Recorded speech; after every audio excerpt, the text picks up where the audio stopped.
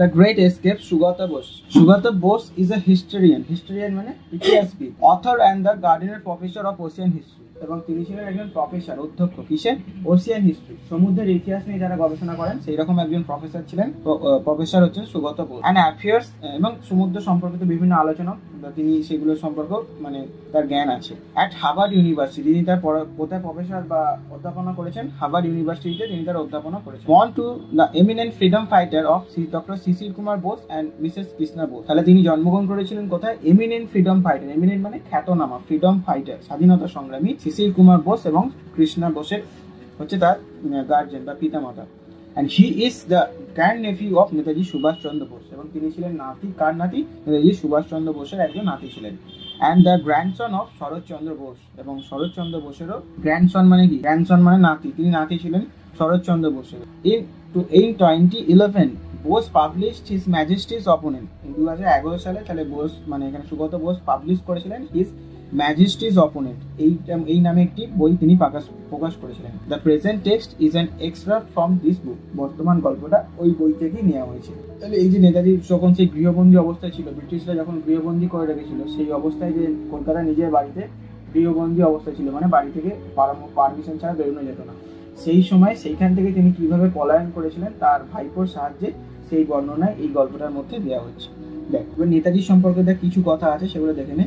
Netaji Subhas Chandra Bose was one of the most famous Indian nationalist leader. তিনি ছিলেন সবসময়, নেতাজি সুভাষ চন্দ্র বোস ছিলেন একজন বিখ্যাত ফেমাস ইন্ডিয়ান ন্যাশনালিস্ট, জাতীয়তাবাদী লিডার্স মানে নেতা, who fought for India's independence from British rule. তিনি লড়াই করেছিলেন ভারতের স্বাধীনতার জন্য ব্রিটিশ শাসনের বিরুদ্ধে। টু দিস পারপাস, এই কাজের জন্য he founded the Indian National army. তিনি প্রতিষ্ঠা করেছিলেন, ফাউন্ডেড মানে প্রতিষ্ঠা করা, তিনি প্রতিষ্ঠা করেছিলেন কি? Indian National Army, INA, which included a women's regiment too, যার মধ্যে একটা মেয়েদের জন্য সেনাবাহিনী বা দল ছিল।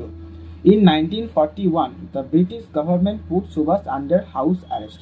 1941 সালে ব্রিটিশ সরকার সুভাষ চন্দ্র বসুকে রেখে দিয়েছিল কোথায়? হাউস অ্যারেস্ট, গৃহবন্দী অবস্থায়। That is confined him in his own house. সেটা কোথায় রাখা হয়েছিল? কনফাইন মানে আটকে রাখা হয়েছিল, কনফাইন হিম তাকে আটকে রাখা হয়েছিল ইন হিজ ওন হাউস, তার নিজের বাড়ির মধ্যেই। The following narrative describe the exciting and courageous escape of Subhash Chandra Bose from the clutches of the British rule to continue his struggle for India's freedom. The following narrative মানে বর্তমান যে narrative বর্ণনাটা সেটা আমাদেরকে ব্যাখ্যা দেবে কিসের?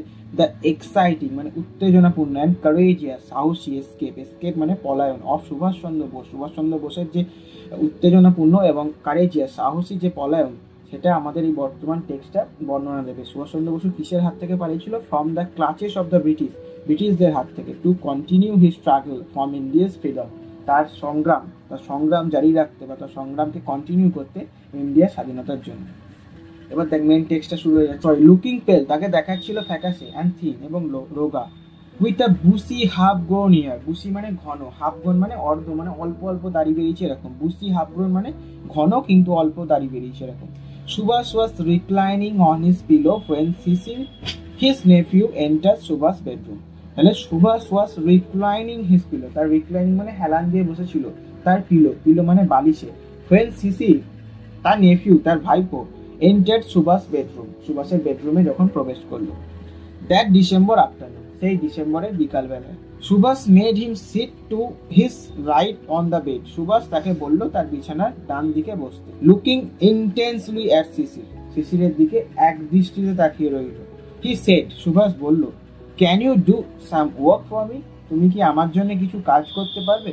শিশির নডেড, শিশির মাথা নাড়িয়ে বলল হ্যাঁ পারবো, বা বলল সম্মতি জানালো। The task as it turned out was to help plan and carry out Subha's escape. The task, তাহলে কাজটা কি ছিল? as it turned out was to help plan and carry out Subha's escape. সেই পরিকল্পনা করতে হবে সুভাষের পলায়নের বা পালিয়ে যাওয়ার পরিকল্পনা করতে হবে, সেটাই ছিল কাজ। শিশির would have to drive his uncle, শিশিরকে তার কাকাকে সুভাষকে চালিয়ে নিয়ে যেতে হবে, গাড়ি চালিয়ে নিয়ে যেতে হবে।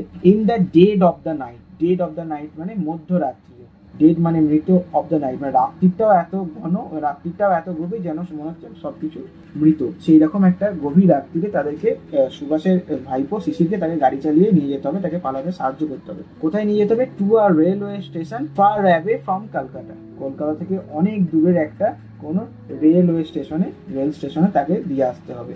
From his uncle's residence at Elkin Road, Cecil walked back that night to his own house, one Woodburn Park, in a state of wonder and subdued excitement. তাহলে from his uncle's residence, তার কাকার বাড়ি থেকে, residence মানে বাসিন্দা, residence মানে বাসিন্দা, residence মানে হচ্ছে তার আবাস।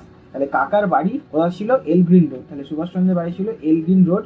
CC walked back that night, Sisir সেই রাত্রিরে সেখান থেকে ফিরে গেল টু হিজ ওন হাউস, তার নিজের বাড়িতে। তার নিজের বাড়িটা কোথায় ছিল? At one Woodburn park in state of wonder. তার নিজের বাড়িতে সিসি ফিরে গেল উডবার্ন পার্কে, স্টেট অফ ওয়ান্ডার মানে বিস্মিত হয়ে, এবং শুধুমাত্র বিস্মিত হয়ে, চিন্তিত হয়ে তাই নয়, সাবডিউড এক্সাইটমেন্ট, তার মধ্যে প্রচন্ড একটা উত্তেজনাও ছিল যে কিভাবে কাকাকে পালাতে সাহায্য করবো সেইটা ভেবে। The police were keeping watch on Subhas house, যেহেতু সুভাষচন্দ্র বোস হাউস অ্যারেস্ট বা গৃহবন্দী অবস্থায় ছিল, তাই the police were keeping watch, police কিন্তু এক দৃষ্টি রেখেছিল বা নজর রেখেছিল সুভাষের বাড়ির ওপরে। Though it was normal for a nephew to visit an ailing uncle, যদিও এটা খুব সাধারণ ব্যাপার ছিল একজন ভাইপোর পক্ষে একটু ভিজিট, দেখা করতে যাওয়া, অ্যান্ড অ্যালিং আঙ্কেল, একজন অসুস্থ কাকাকে দেখতে যাওয়া একজন ভাইপোর পক্ষে খুবই নর্মাল ব্যাপার। সুভাষ হ্যাড অ্যান অ্যাডিশনাল সুভাষের একটা অতিরিক্ত অজুহাত ছিল। সেই অজুহাতটা কি? ফর মিটিং হিজ নেফিউ, তার নেফিউর সঙ্গে দেখা করার জন্য সুভাষের একটা অতিরিক্ত অজুহাত ছিল।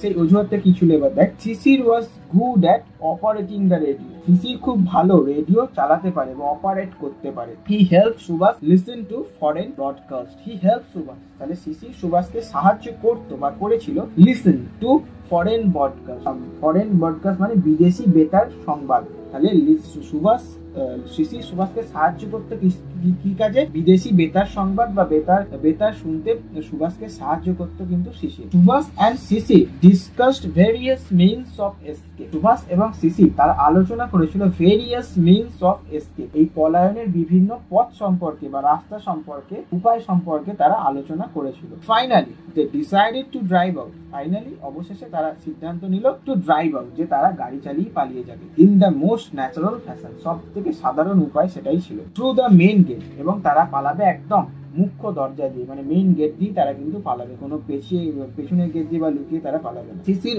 Won the German car call wanderer, সিসির কাছে একটা কি ছিল? জার্মান কোম্পানির গাড়ি ছিল, সেই গাড়িটার নাম কি ছিল?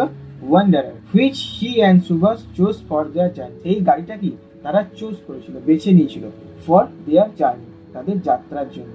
মিলিয়ন হিস্টোরিয়ান, ঐতিহাসিক, গার্ডিয়ান মানে হচ্ছে যে বাগান করে, বাগানকারী। ওসিয়ান হিস্ট্রি, যেগুলো লেখা হয়নি লাস্টে লিখবে, আর বলে দেবো যেগুলো লেখা আছে সেগুলো মিলিয়ে নেব। ওসিয়ান হিস্ট্রি, সমুদ্রের ইতিহাস। এমিনেন্ট ফ্রিডম ফাইটার মানে খ্যাতনামা স্বাধীনতা সংগ্রামী।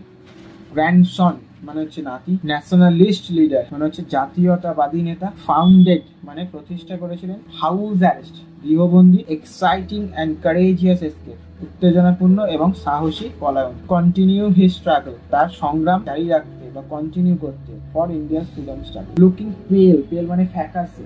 থিন মানে রোগা। বুসি হাফ গ্রোন ইয়ার, ঘন অল্প বিস্তর দাড়ি। রিক্লাইনিং হেলান দেওয়া। নেফিউ ভাইপো। এন্টার প্রবেশ করেছিল। ইনটেন্সলি এক দৃষ্টিতে। নডেড মাথা নাড়ানো বা ঘাড় নাড়ানো। রেসিডেন্স আবাস বা বাড়ি। ওয়ান্ডার বিস্ময় বা চিন্তিত। সাবডিউড এক্সাইটমেন্ট মানে প্রচন্ড উত্তেজনা, মানে উত্তেজনায় মনটা একবারে ভরে গেছে। নর্মাল সাধারণ। দো যদিও। অ্যালাইং আঙ্কেল অসুস্থ কাকা। অ্যাডিশনাল এক্সকিউজ অতিরিক্ত অজুহাত।